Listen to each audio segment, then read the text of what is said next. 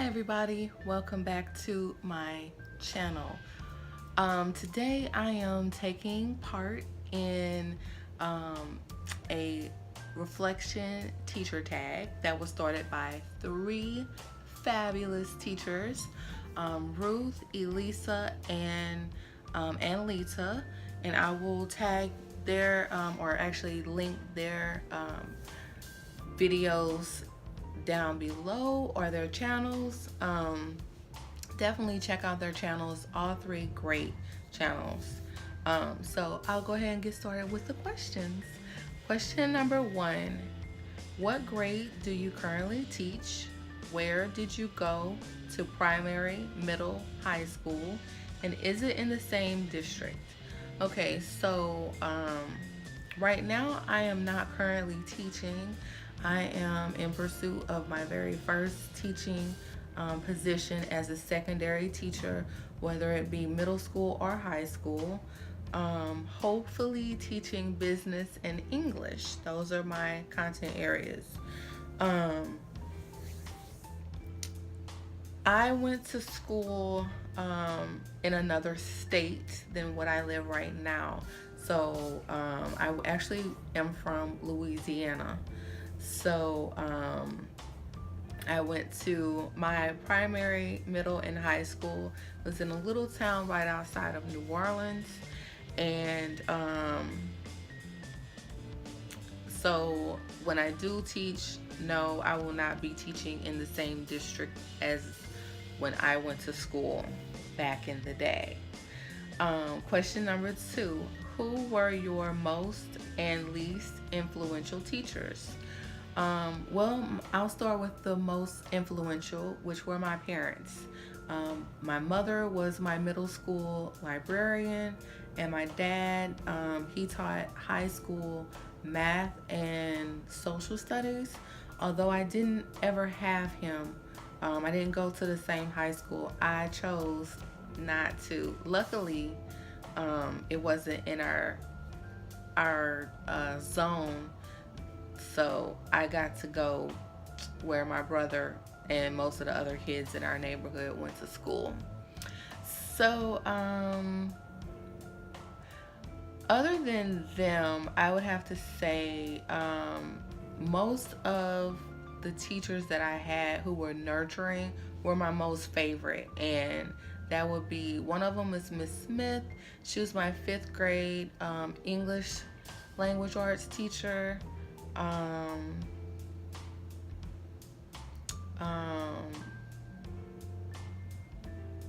Miss Stewart, she was also an English teacher that I had in high school. Both of them, the tone of their voices were different, but they were still nurturers, and they didn't let me sit to the back of the classroom and do nothing, which if I had my choice, that was what I would have been doing. Nothing, flying under the radar. But they didn't allow that to happen, and so I'm so thankful because I still have a passion for English today because of them and for reading. Least influential teachers, I have 2 of them. I won't name them, but I will say that one of them taught history or social studies, and then the other one taught math. And just their whole demeanor as far as being teachers, it was not something that helped me grow. Actually, it kind of furthered, it led me on a downward spiral to not even care about applying myself in their class. And one of them, my math teacher, I ended up going to summer school, which was held at my dad's school. So I had to ride with him all summer to go to school because I failed geometry. So it is what it is, but that made for a very interesting summer. Because I never failed a course before, and so he was not happy with that. So anyway, yeah, so those are my least influential teachers. Question number 3. Who were your friends, frenemies, and rivals? Um, I'll talk about my friends because frenemies and enemies um, and rivals, not important. Um, my friends, on the other hand, I have 4 very close friends. 2 of them are like my sisters. I consider them my sisters. And they all have been with me to support me in different areas of my life, especially the most darkest days of my life. And I really, really, really appreciate them being in my life. Um, Most of us have been knowing each other since middle school, which is over 20 years. And one of them, that's like a sister to me, she actually moved to our city when she was in high school. And so she's a year under me. But um, still, nonetheless, our relationship is growing stronger and stronger every year. All 4 of them, we keep up with each other, but the ones who are like my sisters, those were the ones that stood up for me in my wedding. And so I felt so honored to have them be a part of such a beautiful occasion. Um, and I don't know many people who can say that they are still friends with people that they went to school with, either in elementary, middle, or high school. Um, and let's see, question number 4. What was your favorite and least favorite subject in school? So my favorite subjects were um, English, reading, anything that had to deal with reading, reading fiction, romance. I love romance novels back then. Um, and French. I loved French class back then. And band. I was also in band. I started band in middle school and I didn't stop until college. Least favorite subjects would be math, social studies, and PE. I absolutely couldn't stand PE and math. I would say this, that my very first long-term position was teaching 8th grade math. And I was terrified. And I was like, oh my gosh, how am I going to teach something that I don't like?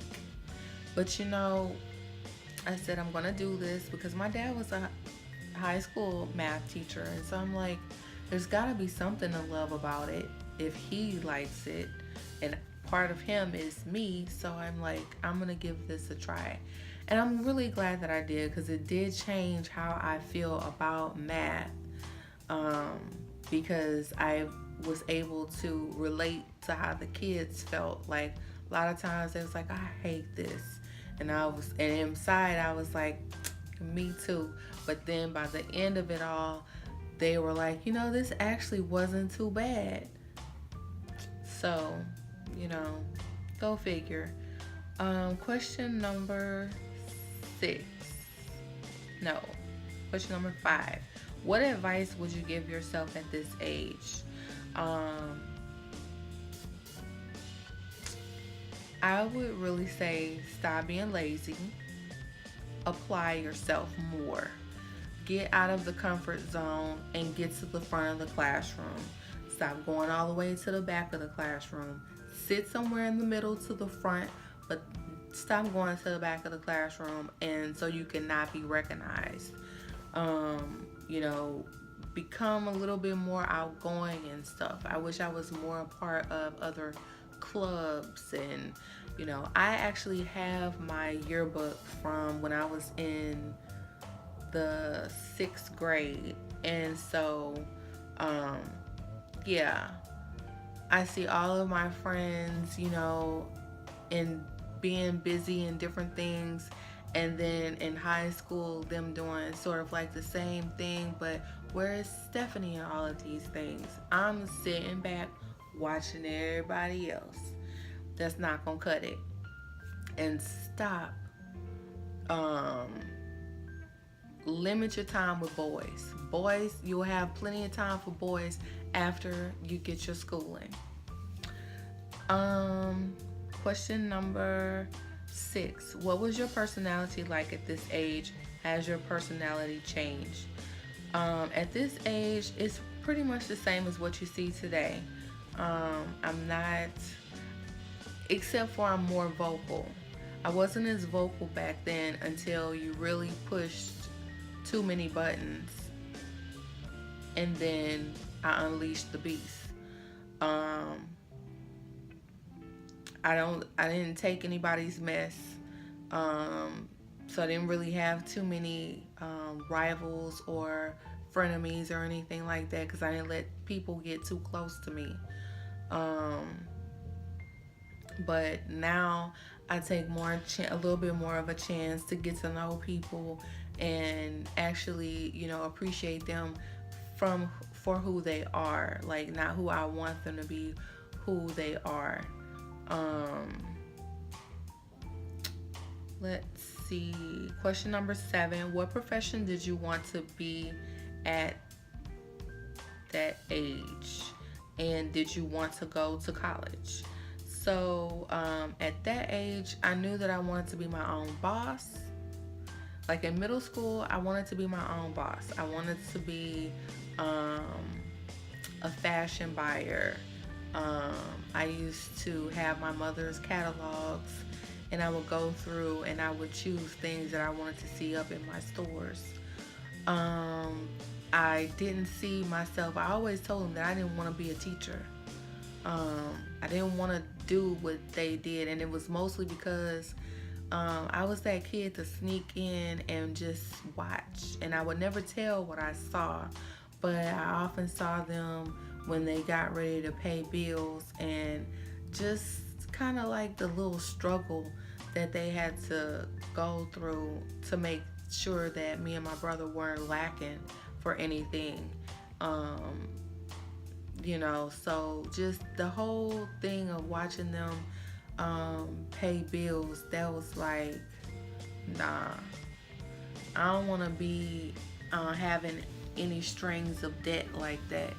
I don't want to be owing nobody like that. I don't want to have these types of conversations with my husband. Let's see, did you want to go to college? Yes, I always saw myself being a graduate of the HBCU that my parents went to, which was Southern University. And also my aunts and my uncles, they also graduated from that same university. So I wanted to do the same. And then when I got to learn about what really an HBCU was, I really wanted to do it. But by the time it came for me to go to college, my mindset wasn't right. So I didn't graduate. I went 2 years, but I didn't graduate from there. I graduated from University of Phoenix. Let's see, question number 8. What is something you wish you knew then that you know now?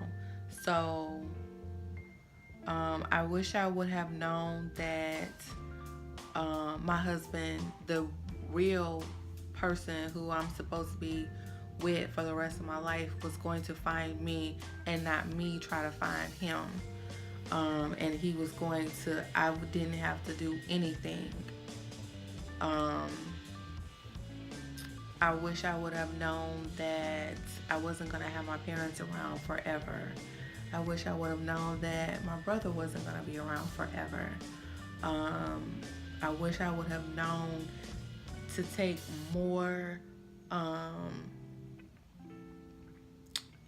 be more responsible with my education and really just go all out, because I've always seen myself getting a PhD, but There was always that lazy factor back there, not knowing, always willing to do C work, B and C work. And that's really not who I am. When I went back to school and I had to foot the bill for school, I made all A's and B's. And I'm very proud of that.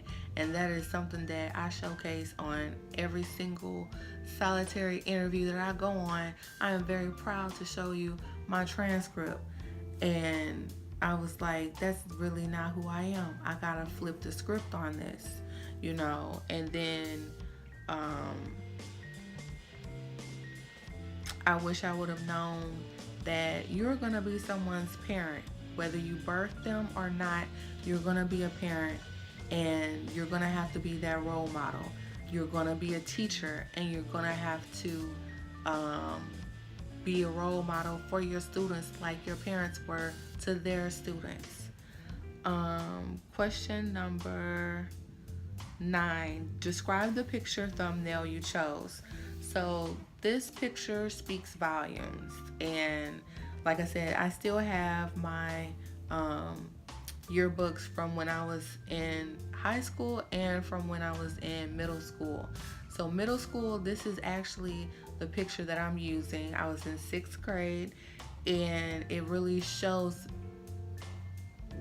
me in my element, me helping somebody else. I'm showing somebody else how to do something. And that's what I'm meant to do, and that's what I'm doing now. Question number 10. If you had a student like yourself at this age, how would you reach out and connect to them? Basically, just reach out by creating situations where they had to get out of their comfort zone a little bit at a time, but they had to get out of the comfort zone, actually have a voice, let their voice shine through. Because too many times I had teachers that allowed me to just sit in the back of the class and not raise my hand, just kind of fly by the seat of my pants. Yeah, so just really getting them out of the comfort zone, getting them confident in themselves and what they're doing, what they want to be in life, creating situations like that. And this is why I am going to teach business, and part of my business is teaching them how to be their own individual person, how to really find what it is that they want to do in life early on. That way they can really research and have help. Maybe, I don't know, if I would have had a teacher like me that's willing to help and research and kind of guide the students along, then maybe I would have already had my PhD by now. I probably would have had 2. I really do feel that. I really would have probably had 2 PhDs by now, because that's just how, strong in my mind of things that I wanted, but it was always that lazy factor. And my mother saw that. I really believe that my mother peeped that at a young age, and she didn't allow that.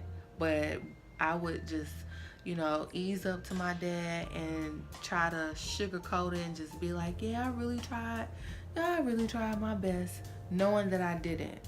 And he let it go. And my mom sitting there shaking her head, and I'm like, who knows? If I would have just had a little bit more, little bit more push to get out there in the water, who knows? But I'm a better teacher today because of those experiences that I had along the way, because I have a lot of pearls of wisdom to share with my students, and I'm not going to let them sit back in the back of the corner in the room and do nothing and say nothing. No, everyone has a voice, and they're going to use it appropriately. I'm going to teach them how to use it. So anyway, that's my little ramble for today. This was really fun, And I tag all of you, especially Shantae over at Keeping Up with Shantae, EJ at Kafupa Land, and Asia of the Curry Corner. I tag all of you to do this tag as well so that we can reflect with you. And until next time, thanks for being here. Bye.